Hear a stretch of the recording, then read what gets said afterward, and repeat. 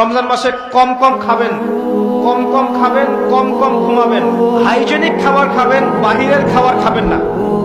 বাহিরের যে খাবারগুলো আছে মুখরোচক, ইফতারে নিয়ে বসেছেন দুনিয়ার কিছু, আচ্ছা এই খাবারগুলো কি কোনোদিনও আপনি সন্ধ্যার সময় খান?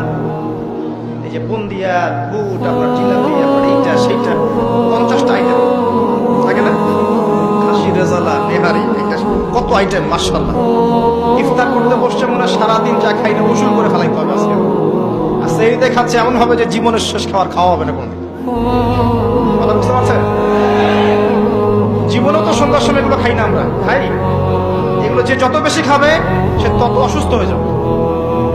নর্মাল খাবার খান, সিম্পল নর্মাল খাবার খান, বাইরের খাবার অ্যাভয়েড করেন, এগুলো আপনাকে অসুস্থ করে ফেলছে। ম্যানুফ্যাকচার্ড খাবার বেশি খাইতে যায় না। ওই শ্রেণীর হুজুরদের মতো হয়েন না যারা ইসলামিক লেবাস নিয়ে সুন্নতের কথা বলে বাট তাদের পেটের মধ্যে সুন্নত নাই।